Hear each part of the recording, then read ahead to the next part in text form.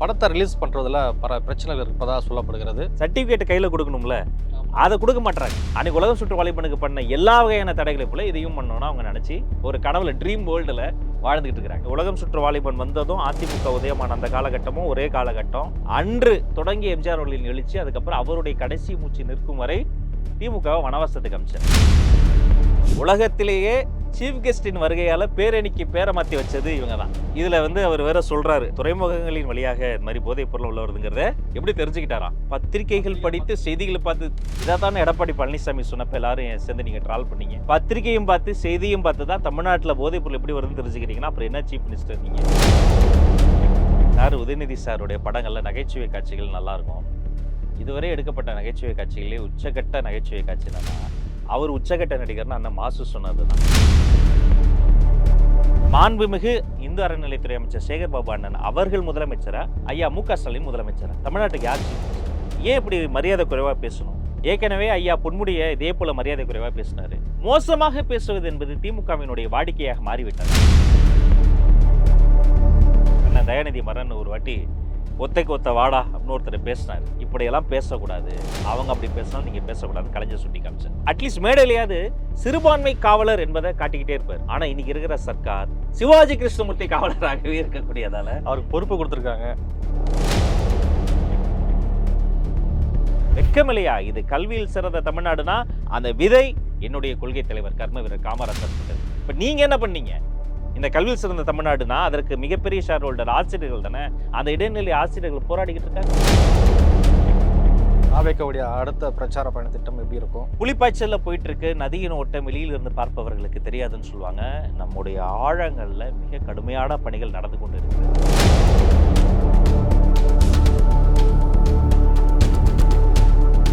வணக்கம்ண்ணே. வணக்கம். ஜனநாயகன் படம் வருகின்ற 9ஆம் தேதி ரிலீஸ் ஆக இருக்கிறது. இந்த நிலையில் படத்தை ரிலீஸ் பண்ணுறதுல பல பிரச்சனைகள் இருப்பதாக சொல்லப்படுகிறது. குறிப்பாக சென்சாரில் பல பிரச்சனைகள் இருக்கிறதா செய்திகள் வெளிவருது. ஒரு பிரச்சனையுமே இல்லை. சென்சாருக்கு போட்டு காண்பிக்கப்பட்டு சென்சார் சொன்ன சின்ன சின்ன மாற்றங்களும் செய்து சமர்ப்பிக்கப்பட்டு எல்லாம் முடிஞ்சது. முடிஞ்ச படத்துக்கு, வேலை முடிஞ்ச படத்துக்கு இஷ்யூ பண்ணுறது மட்டும் தான் பாக்கி. அந்த சர்டிஃபிகேட் கையில் கொடுக்கணும்ல, அதை கொடுக்க மாட்டாங்க. என்ன பிரச்சனை? ஒன்றிய அரசு கீழே வருது தமிழ்நாடு திரைப்பட தணிக்கை துறை. இந்த சிபிஎஃப்சிங்கிறது சென்ட்ரல் கவர்மெண்ட் கீழே இருந்தாலும் தமிழ்நாட்டை சேர்ந்தவங்க உறுப்பினராக இருப்பாங்க. ஒரு சேர்மன், அவர் கீழே நிறைய உறுப்பினர்கள், அது ஒரு அமைப்புன்னு வைங்களேன். அது 20s ஆரம்பிச்சு 50s அது சினிமாட்டோகிராஃபி ஆக்ட் எல்லாம் கொண்டு வந்து இயங்கி வர அந்த அமைப்புல தமிழ்நாடு அரசு, திமுக அரசு அவங்க இன்ஃப்ளூயன்ஸ்ல சென்ட்ரல் கவர்மெண்ட் பயப்படுதா, இல்ல சென்ட்ரல் கவர்மெண்ட் இன்ஃப்ளூயன்ஸ்ல இவங்க பயப்படுறாங்களா? இவரு வாசிக்க அவங்க ஆட இவங்க வாசிக்க தில்லானா மோகனம் சொல்ற மாதிரி. ஏன்பா ஒரு படம் சென்சார் சர்டிஃபிகேட் கொடுக்கறது கூட பயந்து நான் இப்பதான் பாக்குறேன். மிகப்பெரிய பயத்துல இருக்கிறாங்க. எவ்வளவு தாமதிக்க முடியுமோ அவ்வளவு தாமதிக்கிறாங்க. எல்லா வேலையும் முடிந்து நீட்டா கிளீனா யூபாரே சர்டிபிகேஷன் இருக்கக்கூடிய ஒரு படத்துக்கு கையில சென்சார் கொடுக்கறதுக்கு பயப்படுறாங்க. இது முதல் முறை இல்ல. சரித்திரத்தை புரட்டி பார்க்கிற பொழுது எம்ஜிஆருக்கு இதே கொடுமையை தான் பண்ணாங்க. அதிமுக உதயம் ஆயிருச்சு. உலகம் சுற்றும் வாலிபன் ஒரு படத்தை புரட்சி தலைவர் எடுக்கிறாரு. சிங்கப்பூர், ஹாங்காங்னு பல ஜப்பான்லாம் போய் ஷூட் பண்றாரு. அவரே டைரக்ட் பண்றாரு, அவரே நடிச்சிருக்கிறாரு. அப்படி ஒரு வரலாற்று சிறப்பு மிக்க ஒரு பெரிய எஃபர்ட்ஸை போட்டு எடுத்த படத்தை ரிலீஸ் பண்ண விடாம எவ்வளவு பிரச்சனை பண்ணாங்களோ, அதே அன்னைக்கு எம்ஜிஆர், இன்னைக்கு நம்முடைய தளபதி. அன்னைக்கு உலகம் சுற்று வாலிபன் பிரச்சனை பண்ணாங்க, இன்னைக்கு ஜனநாயகனை பார்த்து 5 பிரச்சனை பண்றாங்க. அன்னைக்கு உலகம் சுற்று வாலிபனுக்கு பண்ண எல்லா வகையான தடைகளை போல இதையும் பண்ணணும்னு அவங்க நினைச்சு ஒரு கனவுல ட்ரீம் வேர்ல்டுல வாழ்ந்துகிட்டு இருக்கிறாங்க. நீங்க கேள்விப்பட்டிருக்க மாட்டீங்க, சினிமால இருக்கவங்களுக்கு தெரியும். சூரொட்டி அந்த போஸ்டர் ஒட்டுவாங்கல்ல, உலகம் சுற்று வாலிபன் ரிலீஸ் சமயத்துல போஸ்டருக்கான டாக்ஸ் ஒன்று போட்டு டாக்ஸ் இன்க்ரீஸ் பண்ணாங்க. அப்பவே எம்ஜிஆர் என்ன பண்ணாரு, மும்பையிலையும் சிங்கப்பூர்லயும் போஸ்டர் பிரிண்ட் பண்ணி கொண்டு வந்து ஓட்டினார். இங்க முடியாம அங்க போயிட்டு. ஆமா, நீங்க படத்தை ரிலீஸ் பண்ணக்கூடாதுன்னு தேட்டருக்காரங்களுக்கு ஃபோன் பண்ணி மிரட்டிட்டாங்க. எம்ஜிஆர் தேட்டருக்காரங்களுக்கு ஃபோன் பண்ணி, உங்க உடமைக்கு சேதாரம் வந்தா நான் பொறுப்பு, நீங்க ரிலீஸ் பண்ணுங்கன்னாரு. எல்லா காவல்துறைக்கும் வாய்மொழி உத்தரவு, எவ்வளவு கூட்டம் வந்தாலும் சரி யாரும் பாதுகாப்புக்கு போகாதீங்க, நீங்க கண்டுக்காம விட்டுருங்க அப்படின்னாங்க. இவர் என்ன பண்ணாரு, தன்னுடைய ரசிகர் மன்றத்தில் இருந்த தோழர்களை அனுப்பி இவரு பாதுகாப்பு ஏற்பாடு பண்ணி அந்த படத்தை ரிலீஸ் பண்ண வச்சார். எல்லா தடைகளையும் தாண்டி உலகம் சுற்றும் வாலிபன் வென்றது, ரிலீஸ் ஆனது, உலகம் முழுக்க வென்றது. இன்று ஜனநாயகனுக்கு இவங்க ஒரு நெருக்கடி தர்றதா நினைச்சு யானை தன் தலையிலேயே மண்ணள்ளி போட்டுக்கிற மாதிரி விஷயம் பண்றாங்க. ஜனநாயகனும் வெளியாகும், உலகம் முழுக்க கொண்டாடப்படும். இது அன்று எம்ஜிஆருக்கு, இன்று தளபதிக்கு நடப்பது. வரலாறு திரும்புகிறதுன்னு இதை தான் நாம சொன்னா எல்லாரும் சில பேர் கோச்சுக்கிறாங்க. உண்மைதானே? அதை பத்தி தான் பயப்படுறாங்க. இல்லை இதில் இன்னொரு விஷயம் நம்ம பேசணும் என்னன்னாக்கா, போட்டிக்கு இன்னொரு படத்தை கொண்டுட்டு வரதா சொல்லப்படுகிறது. அதேபோல் தியேட்டர்கள் வந்து குறைவான எண்ணிக்கையில் தான் கொடுக்கணும் அப்படிங்கிறதெல்லாம் திட்டமிட்டிருப்பதா சொல்லப்படுது. அதையும் தாண்டி ஏன்னா இன்றைக்கி கடந்த காலங்களில் பார்க்கலாம், தமிழக வெற்றி கழக தலைவர் விஜய் அவர்கள் நடித்த படங்கள் என்பது கிட்டத்தட்ட 1000 தியேட்டருக்கு மேலே ரிலீஸ் ஆகும். ஆனால் இந்த முறை 500க்கும் குறைவான தியேட்டர் தான் அப்படிலாம் இவங்க கிடைக்கும்ன்றாங்க. வந்து ஸ்பெகுலேஷன்லாம் சொல்றாங்க. உண்மையிலே அப்படி பண்ணிட்டாங்கன்னா, அது அவங்களுக்கு தான் மைனஸா போகும். எல்லா படமும் ரிலீஸ் ஆகணும். மக்கள வந்து அது மகிழ்விக்கணும். எல்லா படைப்புகளும் ஒரு கஷ்டப்பட்டு உருவாக்கக்கூடிய படைப்பாளியினுடைய ஒரு ப்ராடக்ட் தான். அதுல கூட ஏன் பாராபட்சம் காட்டுறீங்க? சரி, உலகம் சுற்ற வாலிபனுக்கு இவ்வளவும் பண்ணாங்கல்ல. அவங்களால தடுக்க முடிஞ்சதா? எம்ஜிஆர் என்ற ஒரு ஒரு சக்தி அவர்களால் தடுக்க முடிஞ்சதா? தீய சக்தி திமுகன்னு சொல்லி களம் கண்டவர் அவரு. அவரு அந்த உலகம் சுற்ற வாலிபன் வந்ததும் அதிமுக உதயமான அந்த காலகட்டமும் ஒரே காலகட்டம். அன்று தொடங்கிய எம்ஜிஆர் அவர்களின் எழுச்சி, அதுக்கப்புறம் அவருடைய கடைசி மூச்சு நிற்கும் வரை திமுகவ வனவாசத்துக்கு அனுப்பிச்சார். கண்ணதாசன் அவர் எழுதின புத்தகங்கள்ல இத பத்தி பதிவு பண்ணியிருப்பார். எம்ஜிஆர் கூட அப்படியே கூட விட்டிருந்தாலும் விட்டிருந்திருப்பாரு. ஆனா கருணாநிதி இது மாரி பண்ண பிரச்சனைகள்லாம் பார்த்து தான் கட்டாயமா இவருக்கு எதிரா நம்ம கட்சிய தொடங்கணும்னு சொல்லி, இத வந்து உருவாக்குனதே கருணாநிதி தான் வெளிப்படையா கண்ணதாசன் அவர்களே எழுதியிருப்பார். இது காலங்காலமா பண்ணக்கூடியது. என்ன கேட்டாரு எம்ஜிஆர்? ஒரு பொருளாளர் வந்து கட்சியில கணக்கு கேட்பாரா மாட்டாரா? அவர் தானே பொருளாளரு. கணக்கு கேட்ட ஒருத்தர கட்சிய விட்டு நீக்கினாரு கலைஞர் கருணாநிதி. என்ன பண்ணாரு எம்ஜிஆர் அவர்கள்? அவருடைய துறையினுடைய உச்சத்துல இருக்காரு அவரு. உலகம் சுற்று வாலிபன்ற ஒரு மிகப்பெரிய ஒரு படத்த எடுத்து கொண்டு வந்து அவர் ரிலீஸ் பண்ணணுன்றாரு. சுவரொட்டி வரிய வந்து இன்கிரீஸ் பண்ணுவாங்களா யாராவது? ம். ஃபோன் பண்ணி இது வந்து நீங்க தியேட்டருக்கு வந்து இப்ப த்ரெட் குடுப்பாய்ங்களா? எல்லா வகையான இந்த ஒரு இறங்கி லோக்கல் பாலிடிக்ஸ் பண்றதும்பாய்ங்கல்ல, அதெல்லாம் பண்ணிட்டு மேடையில மட்டும் ரொம்ப அழகா, அப்படியே ரொம்ப டிசிப்ளின் டெக்கரமா ஒரு பிம்பத்த கட்டமைச்சுக்குவாய்ங்க. ஒரு நீர்க்குமிழி தான் அது. ஆனா மக்கள் சக்தி என்பது மிகப்பெரிய எழுச்சி. அது முன்னாடி உங்களுடைய இந்த லோக்கல் அரசியல் எடுபடாது. அதே மாதிரி தான் நீங்க பொறுத்திருந்து பாருங்க. ஜனநாயகனுடைய அந்த ஒரு எல்லா தடைகளையும் தாண்டி இந்த படமும் எப்படி ஓடப்போகுது என்பத பொறுத்திருந்து பாருங்க. அதைத் தொடர்ந்து இன்னைக்கு ஒரு முக்கியமான விஷயம் பற்றி பேசணும். என்ன அப்படின்னாக்கா, நேற்று திருச்சியில் நடந்த வைகோவுடைய நடைப்பயணம் சமத்துவ விழாவில் முதலமைச்சர் ஸ்டாலின் ஒரு விஷயத்த சொன்னார். இல்ல, எனக்கு ஒரு முதல்ல கேள்வி. நடைபயணத்துக்கு இன்விடேஷன் அடிச்சு கொண்டு போய் நீங்க மு.க. ஸ்டாலின் கையில குடுத்தீங்க. அப்ப என்ன பேரு? போதை ஒழிப்பு, போதைக்கு எதிரான பேரணி மது வச்சாங்க. ஒழிப்பு. மது ஒழிப்பு, போதை, ஆமா, சரி, மது ஒழிப்பு, போதை போதைக்கு எதிரான ஒழிப்பு. பேரணி. அதுக்கு சீஃப் கெஸ்ட் மு.க. ஸ்டாலின் அண்ணன். கொண்டு போய் குடுக்குறாரு புரட்சி புயல் வைகோ. குடுத்துட்டு அவருக்கே குத்திருக்கு. என்னது போதை ஒழிப்பு, மது ஒழிப்பு, பிசிறு அடிக்குதே. காரணமானவங்களையே நம்ம சீஃப் கெஸ்ட்டா போட்டோமே. இப்ப என்ன பேர் வச்சிருக்காரு? சமத்துவ நடைப்பயணம். சமத்துவ நடைபயணம். அப்படியே இந்த மறு வச்சுட்டு அந்த காலத்துல அப்படியே டபுள் ஆக்ஷன் பண்ணுவாங்களே. நம்ம தலைவர் கூட சொன்னாரு, இந்த மேடையில, ரேடியோல, டிவில அரசியல் விமர்சகர், அரசியல்ல என்ன அறிஞர் மாறி மாறி நடிக்கிற மாரி, உலகத்திலேயே சீஃப் கெஸ்டின் வருகையால பேரணிக்கு பேர மாத்தி வச்சது இவங்க தான். இதுல வந்து அவர் வேற சொல்றாரு, நான் வந்து ரொம்ப அழகா ஒரு நரேட்டிவ் செட் பண்றாரு. துறைமுகங்களின் வழியாக இந்த மாரி போதைப் பொருள் உள்ள வருதுங்கிறத எப்படி தெரிஞ்சுக்கிட்டாராம்? பத்திரிகைகள் படித்து, செய்திகள பார்த்து. இதத்தானே எடப்பாடி பழனிசாமி சொன்னப்ப எல்லாரும் சேர்ந்து நீங்க ட்ரால் பண்ணீங்க. பத்திரிகையும் பார்த்து, செய்தியும் பார்த்து தான் தமிழ்நாட்டுல போதைப் பொருள் எப்படி வருதுன்னு தெரிஞ்சுக்கிறீங்கன்னா, அப்புறம் என்ன சீஃப் மினிஸ்டர் நீங்க? இல்ல அவர் அவர் வந்து என்ன சொல்றாருனாக்கா, தமிழ்நாட்டுல போதைப் பொருள் அதிகரித்திருப்பது உண்மைதான். ஒத்துக்கிறாரு. இன்னொன்னு சிறார்கள் இதனாலதான் கெட்டு போறாங்க, பெற்றோர்கள் வந்து ஒப்புதல் கண்டிக்கணும்ன்றாரு. வாக்குமூலம். ஏங்க, சிறார்கள் கெட்டு போறாங்க, பெற்றோர் ரத்த கண்ணீர் எடுக்குறாங்க, தமிழ்நாட்டுல போதைப் பொருள் அதிகமா இருக்கிறது உண்மைதான். அப்புறம் ஏன் மாசு ஜீரோ கஞ்சா கல்டிவேஷன்னாரு? தமிழ்நாடு முதலமைச்சரே ஒத்துக்கிட்டாரு. போதைப் பொருள் அதிகமா தான் இருக்கு. சிறார்கள் கெட்டு போறாங்க. அப்படின்னு பிட்ட பார்த்து பார்த்து அவரே சொல்லி உண்மைய ஒத்துக்கிட்டாரு. அந்த வகையில அவரை நீங்க பாராட்டணுங்க. உண்மையை எத்தனை பேர் ஒத்துக்கிட்டு உண்மைங்க, எத்தனை பேர் உண்மையை ஒத்துக்குவாங்க? உண்மையை ஒத்துக்கிட்டார்ல. ம். என் ஆட்சியில இங்க போதைப் பொருள் அதிகமா இருக்குங்கிறத ஒரு முதலமைச்சர் ஒத்துக்கிறார்ல. ஆனா இவர் மாசு என்ன பண்றாரு? மதிப்பிற்குரிய மாண்புமிகு அமைச்சர் என்ன சொல்றாரு? ஜீரோ கஞ்சா கல்டிவேஷன்றாரு. நல்லா கவனிக்கணும்ல. கல்டிவேஷன் தான் இல்லன்றாரு. அப்ப வெளிநாட்டுல கல்டிவேஷன் பண்ணி உள்ள வருது. மாசு தான் ஏற்கனவே சொல்லியிருந்தாரண்ணா. என்ன சொன்னாரு? உச்சபட்ச நடிகரா இருந்தார் உதயநிதி, அதை விட்டுட்டு அரசியலுக்கு வந்ததா சொன்னாரு. அது போல இப்போ ஜீரோ கஞ்சான்னு சொல்லியிருக்காரு. உண்மையதான் சொல்லியிருக்காரு. ஆக்சுவலி சார் உதயநிதி சாருடைய படங்கள்ல நகைச்சுவை காட்சிகள் நல்லா இருக்கும். இதுவரை எடுக்கப்பட்ட நகைச்சுவை காட்சிகளிலே உச்சகட்ட நகைச்சுவை காட்சி என்னன்னா, அவர் உச்சகட்ட நடிகர்னு அண்ணன் மாசு சொன்னதுதான். இது அவரே வந்து ஏன் இப்படிலாம் இவரு பேசுறாரு? சும்மா இருக்க மாட்டாரான்னு சாரே, டெப்யூட்டி சீஃப் மினிஸ்டர் சாரே யோசிக்கக்கூடியது தான். ஒவ்வொருத்தருக்கும் ஒரு துறை உச்சம். விஸ்வநாத ஆனந்த் ஒரு துறை, எம்.எஸ். தோனி ஒரு துறை. அது மாரி சினிமா துறையில யார் உச்சங்கிறது மக்களுக்கே வெளிச்சம். இவரு வந்து இவருடைய பதவியை காப்பாற்றிக் கொள்ள அதீத முயற்சி பண்ணி இதெல்லாம் சொல்றாரு.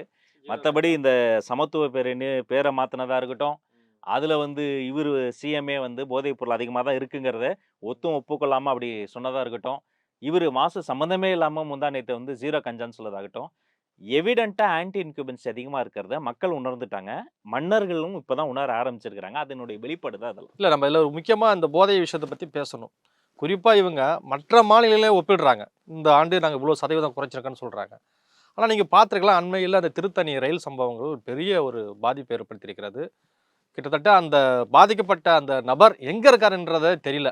ஏன் அவ்வளோ அவசரமாக அந்த பையனை பேக் பண்ணி ஒடிசாவுக்கு அனுப்பணும்? இது ஒரு பேட்டர்னா நான் பார்க்குறேன். சட்டம் ஒழுங்கு எப்போது சீர்குலையும் சொன்னா, ஆட்சியாளர்கள் மீது கிஞ்சித்தும் கொஞ்சம் கூட அச்சமற்ற ஒரு மனப்போக்கு இருக்கும்போது தான் சட்டம் ஒழுங்கு சீரழிந்து போகும். ஒரு கட்சியின் மாநில தலைவர வெட்டி கொல்றாங்க, கேஸ மூட நெனச்சீங்க. சோசியல் மீடியால எல்லாரும் அடிச்ச பிறகு கமிஷனர மாத்துறீங்க. உடனே ஒரு என்கவுண்டர் போடுறீங்க. யார எந்த மிக முக்கியமான ஒரு மனிதர காப்பாத்துறதுக்காக அந்த என்கவுண்டர் போட்டாங்கன்னு தெரியல. தொடர்ச்சியா உள்ள 30 பேர கண்டுபிடிச்சு, ஆமா இது ஒரு பின்னாடி ஒரு பெரிய ஒரு மாஃபியா இருக்குன்றீங்க. ஒரு கட்சியின் மாநில தலைவரினுடைய உயிருக்கே பாதுகாப்பு இல்லங்கும் பொழுது, சாதாரண சாமானியன் எம்மாத்திரம்?